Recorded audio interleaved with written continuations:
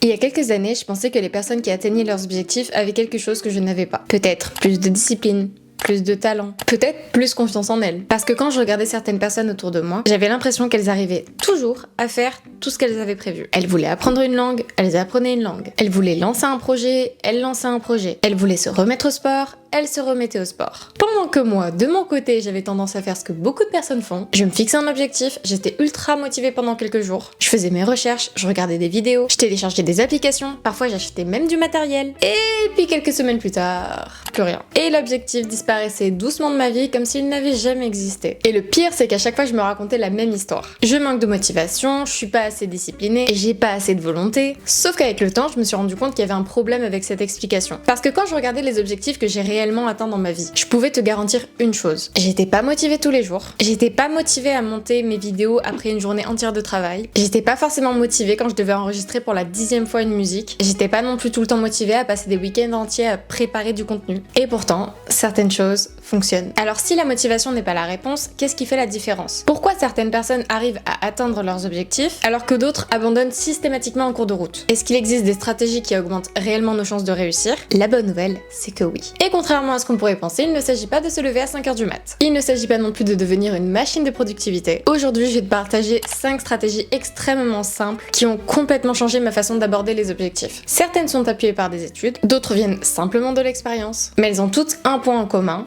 Elles sont simples à mettre en place. Et surtout, elles augmentent énormément tes chances d'aller jusqu'au bout de ce que tu as commencé. Parce qu'au fond, le problème, c'est pas de se fixer des objectifs. La plupart des gens savent très bien ce qu'ils veulent. Le vrai problème, c'est d'arriver à tenir assez longtemps pour le transformer en réalité. Alors si, toi aussi, tu as l'impression de recommencer les mêmes projets encore et encore, sans jamais vraiment les terminer, cette vidéo est pour toi. Hey, what's up? J'espère que vous allez bien. Moi, c'est Carla, je suis chanteuse. Sur cette chaîne, j'aime partager un peu de tout, du lifestyle, des conseils, montrer les backstage de ma vie d'artiste. C'est un peu ma petite bulle d'internet où je partage tout ce qui me passionne. Donc si ça t'intéresse, abonne-toi. Avant de parler d'objectifs, de système, d'organisation, il y a quelque chose dont il faut qu'on parle. Parce que c'est probablement la raison pour laquelle beaucoup de personnes abandonnent. L'idée que la motivation permet d'atteindre les objectifs. Je comprends pourquoi on pense ça. Quand on commence quelque chose de nouveau, on est souvent extrêmement motivé. Tu connais probablement cette sensation, tu regardes une vidéo qui t'inspire, tu lis un livre, tu vois quelqu'un réussir dans un domaine que toi aussi tu aimerais réussir, et d'un coup t'as envie de changer ta vie, tu te dis, cette fois c'est la bonne, tu achètes un carnet, tu télécharges une application, tu fais une liste d'objectifs, tu réorganises toute ta vie à 23h42 un dimanche, et pendant quelques jours, tout va bien, tu avances, tu es motivé, tu as l'impression que cette nouvelle version de toi est enfin arrivée. Puis les jours passent, l'excitation diminue, la nouveauté disparaît et la fatigue revient. Et soudainement, faire cette nouvelle chose qui te paraissait si facile il y a quelques jours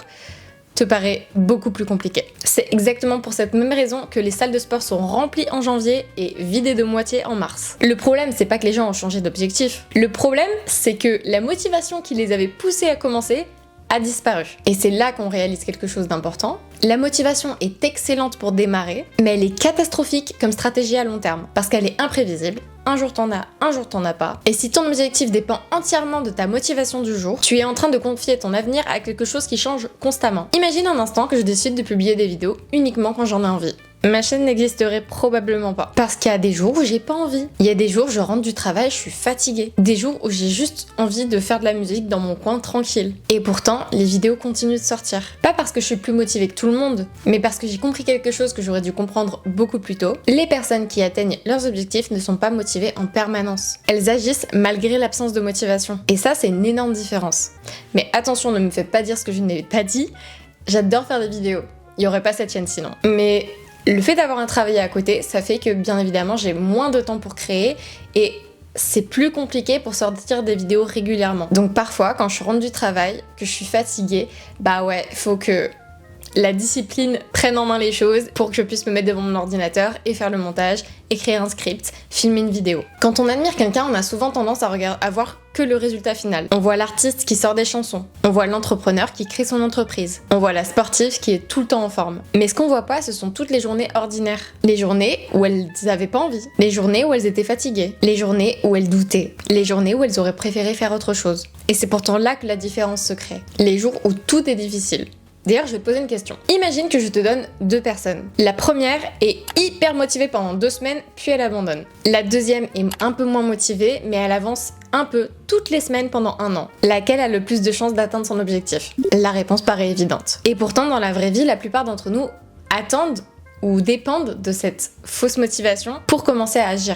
Comme si on avait besoin de se sentir prêt, comme si on avait besoin d'avoir envie, comme si on avait besoin d'être inspiré. Alors que très souvent, c'est l'action qui crée la motivation. Je vais te donner un exemple très simple. Quand t'as pas envie de faire du sport, la partie la plus difficile n'est généralement pas la séance. C'est le moment où tu enfiles tes baskets. Quand tu n'as pas envie de travailler sur un projet, la partie la plus difficile, généralement, c'est pas le projet. C'est le fait de t'asseoir et de commencer. Quand t'as pas envie d'étudier, le plus dur, c'est pas d'étudier, c'est d'ouvrir ton cours. Ça marche avec tout. Et ce qui est fascinant, c'est que quand on commence, la motivation apparaît soudainement. Elle augmente naturellement. L'élan apparaît après l'action. C'est pour ça qu'aujourd'hui, quand je me fixe un objectif, je sais que je serai pas motivée tous les jours. Je considère même ça normal. Je ne construis pas mes objectifs autour de ma motivation. Et plus vite on accepte cette réalité, plus vite on arrête de culpabiliser. Tu as simplement besoin de construire un système qui fonctionne, même quand tu n'as envie de rien. Et justement, la première étape pour construire ce système est beaucoup plus simple qu'on ne l'imagine. Elle consiste à faire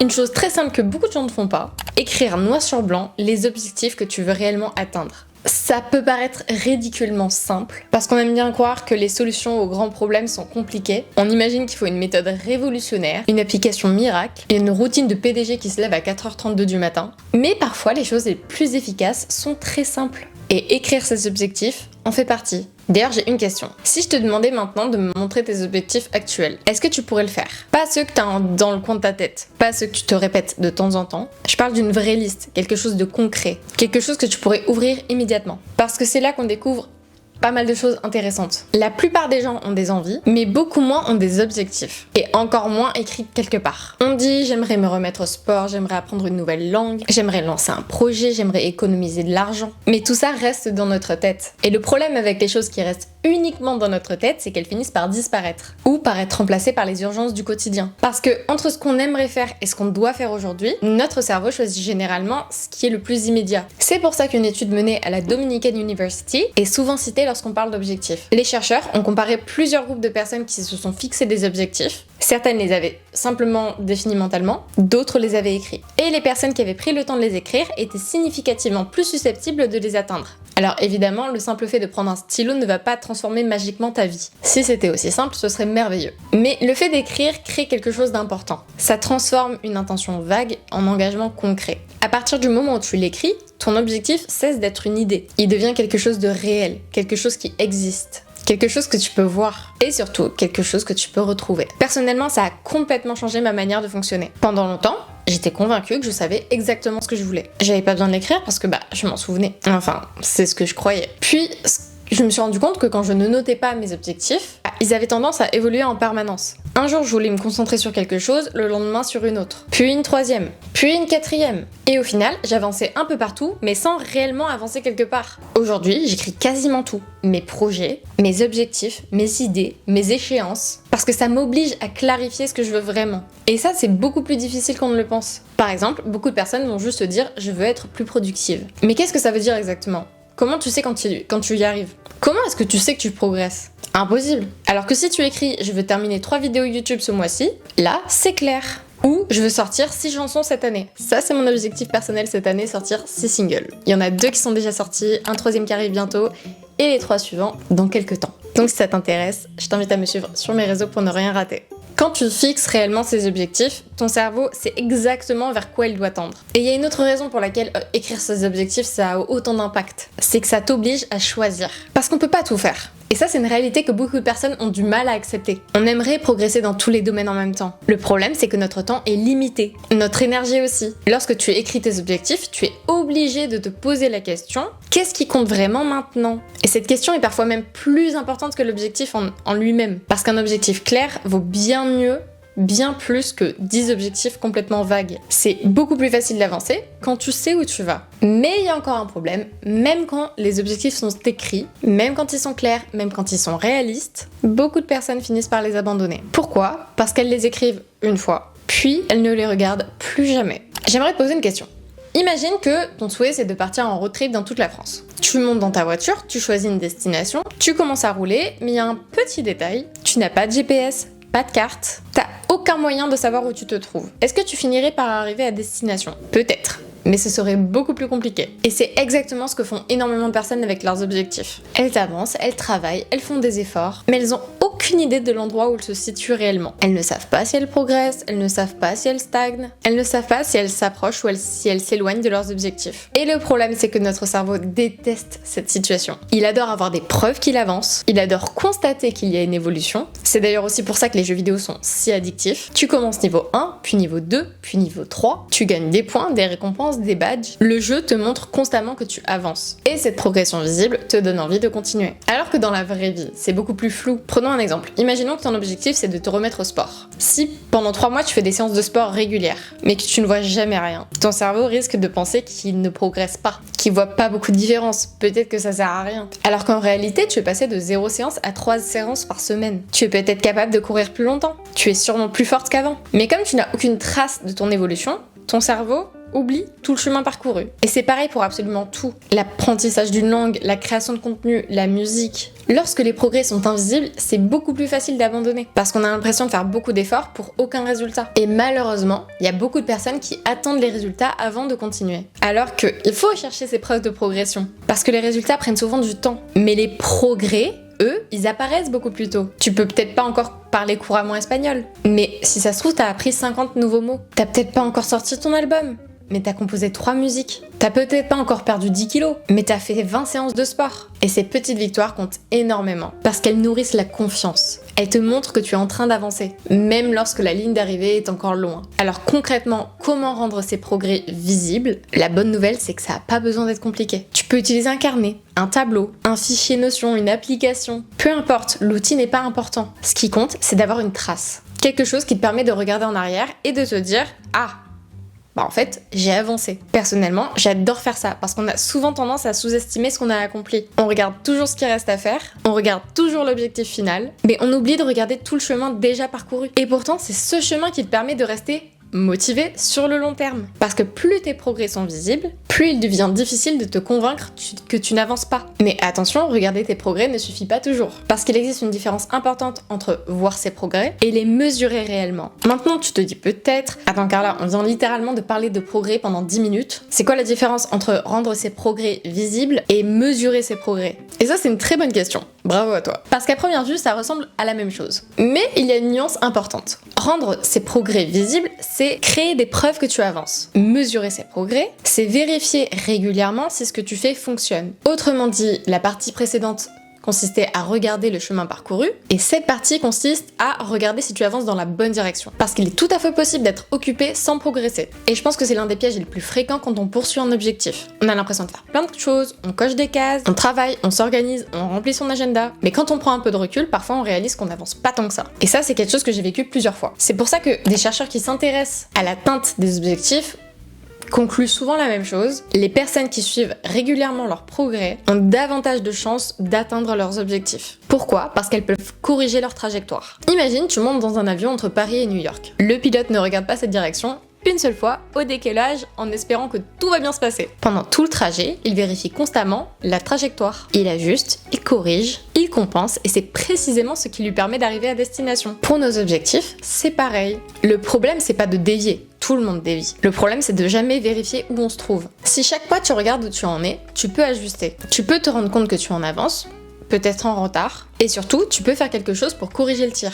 C'est exactement pour ça que moi j'aime bien faire des check-in régulièrement. Une fois par semaine ou une fois par mois. Tu t'assois quelques minutes, tu te poses juste quelques questions. Où j'en suis? Qu'est-ce qui avance? Qu'est-ce qui bloque? Est-ce que mes actions actuelles me rapprochent vraiment de mon objectif? Ou est-ce que je suis simplement occupée sans vraiment avancer? Et je sais que parfois ça fait chier, parce qu'on aime bien avoir l'impression d'être productif, mais être occupé, c'est pas toujours synonyme de progresser. Tu peux passer des heures à préparer quelque chose sans le publier. Tu peux passer des semaines à planifier un projet sans jamais le lancer. Tu peux passer des mois à apprendre à faire quelque chose sans jamais passer à l'action. Et parfois, la seule manière de s'en rendre compte, c'est de mesurer objectivement ses progrès. Par exemple sur YouTube, il y a certaines métriques que je regarde régulièrement. Pas tous les jours, sinon je serais folle, mais suffisamment pour comprendre ce qui fonctionne. Qu'est-ce que vous aimez regarder? Qu'est-ce que vous avez envie que je fasse? Qu'est-ce qui fonctionne moins bien? C'est une information précieuse parce que c'est une information qui me permet d'orienter ma stratégie. Et c'est exactement ce que tu devrais faire avec tes propres objectifs. Mesurer tes progrès, ça n'a pas pour but de te juger. C'est pas une punition, c'est pas un bulletin scolaire. L'objectif, c'est pas de te dire que tu n'en fais pas assez. C'est simplement d'avoir un retour d'information. Parce qu'on peut pas améliorer ce qu'on refuse d'observer. Et parfois, les chiffres nous racontent une histoire différente de celle que notre cerveau nous raconte. Parfois, on a l'impression de stagner alors qu'on progresse énormément. Parfois, on a l'impression d'avancer alors qu'on tourne en rond. C'est pour ça que c'est hyper important de mesurer ses progrès. Ça remplace les impressions par des informations. Ça remplace les émotions par des données. Ça remplace les suppositions par des faits. Et quand on commence à prendre cette habitude de vérifier régulièrement où on en est, quelque chose d'intéressant se produit, nos objectifs cessent d'être de simples souhaits. Ils deviennent des projets qu'on pilote activement. Et j'aimerais terminer cette vidéo sur un conseil qui a vraiment changé ma manière d'être. Et pourtant c'est celui qui paraît le plus abstrait, parce que jusqu'à maintenant on a parlé de choses relativement concrètes. Écrire ses objectifs, suivre ses progrès, les mesurer, mettre en place des systèmes. Mais encore une fois, il y a une différence entre les personnes qui atteignent leurs objectifs et celles qui pérennisent leurs résultats. Et cette différence, c'est souvent l'identité. Je vais te donner un exemple. Imagine deux personnes qui souhaitent courir régulièrement. La première dit « j'essaie de courir ». La deuxième dit « je suis quelqu'un qui court ». Ça semble être une nuance, mais ce n'est pas une nuance. C'est une façon complètement différente de voir les choses. Dans le premier cas, courir est une action. Dans le second, courir fait partie de l'identité de la personne. Personnellement, quand on me demande ce que je fais dans la vie, je dis « je suis chanteuse ». Je dis pas « j'aimerais être chanteuse ».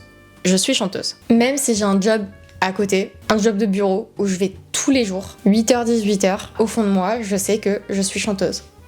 C'est mon objectif numéro 1. Et lorsque quelque chose devient une partie de notre identité, il devient beaucoup plus difficile d'agir à l'encontre de cette identité. Parce qu'au fond, on a envie d'être cohérent avec l'image qu'on a de nous-mêmes. Et c'est ce qu'on a observé chez plusieurs personnes en psychologie comportementale. On a tendance à répéter les comportements qui confirment l'identité à laquelle on s'associe. Autrement dit, une personne qui se considère comme sportive cherchera naturellement à agir comme une personne sportive. Une personne qui se considère comme lectrice lira plus facilement. Pas parce qu'elle est plus motivée, mais parce que ses comportements sont devenus logiques à ses yeux. Et je pense que c'est là où beaucoup de personnes se trompent quand ils se fixent des objectifs. Ils essaient de changer leurs résultats sans changer leur identité. Ils se disent « je veux écrire un livre, je veux lancer une entreprise, je veux apprendre une langue ». Mais ils continuent à se voir comme quelqu'un qui fait pas vraiment ces choses-là habituellement. Et cette contradiction crée de la résistance. Parce qu'à chaque fois qu'il faut agir, leur cerveau leur rappelle inconsciemment « c'est pas vraiment toi, t'es pas du genre à courir, t'es pas espagnol, t'es pas du genre à lire un livre ». Encore une fois, moi qui fais de la musique, j'écrivais des chansons, j'enregistrais ma voix, je tournais des clips, je travaillais sur des projets, mais dans ma tête, c'était jamais suffisant. J'avais toujours l'impression qu'il fallait attendre quelque chose. Plus d'expérience, plus de résultats, plus de légitimité. Comme si un jour quelqu'un allait officiellement me remettre un diplôme certifiant que j'avais le droit de me considérer comme une artiste. Évidemment, ce jour n'est jamais arrivé. Parce qu'il n'existe pas. Et je pense que beaucoup de personnes vivent exactement la même chose. Elles attendent de devenir quelque chose, quelqu'un, avant d'avoir cette identité. Alors qu'en réalité, c'est souvent l'inverse. On agit comme cette personne, puis l'identité se crée progressivement. Lorsque j'ai décidé que j'étais une artiste, beaucoup de décisions étaient beaucoup plus simples. Travailler sur ma musique, c'est plus une option. C'est quelque chose qu'une artiste fait. Prendre du temps pour écrire, c'est pas une perte de temps. C'est une partie de mon travail. Continuer, même lorsque les résultats ne sont pas au rendez-vous, ça devient naturel. Parce que j'essaie pas seulement d'atteindre un objectif. Je vis en accord avec cette identité. C'est moi. Je suis chanteuse. Et ce mécanisme fonctionne dans tous les domaines. Si ton objectif est de lire davantage, arrête de te dire « je veux lire plus ». Demande-toi plutôt à quoi ressemble une personne qui lit régulièrement. Si ton objectif est d'être en meilleure santé, arrête de te dire « je veux perdre du poids ». Demande-toi quelles sont les habitudes de quelqu'un qui prend soin de sa santé. Parce que lorsque tu commences à réfléchir de cette manière, quelque chose change. Tu n'es plus constamment en train de te demander si tu as envie d'agir. Tu te demandes simplement qu'est-ce que ferait la personne que tu es en train de devenir. Et cette question est géniale. Parce qu'elle transforme les actions ponctuelles en comportements cohérents. Elle transforme les efforts en habitudes, les objectifs en mode de vie. Maintenant, action. Je suis pas en train de te dire de te mentir à toi-même. Je suis pas en train de te dire de te regarder tous les matins dans le miroir en répétant des affirmations magiques. L'idée, c'est pas de prétendre être quelqu'un que tu n'es pas. L'idée, c'est de reconnaître la direction vers laquelle tu avances. Et tu n'as pas besoin d'avoir déjà atteint ton objectif pour commencer à adopter l'identité qui est associée. Tu n'as pas besoin d'avoir publié 100 vidéos pour te considérer comme créatrice. Tu n'as pas besoin d'avoir remporté un Grammy Award pour te considérer comme artiste. Tu n'as pas besoin d'avoir couru 10 marathons pour te considérer comme sportive. Tu as simplement besoin d'agir comme cette personne. Encore. Et encore, et encore.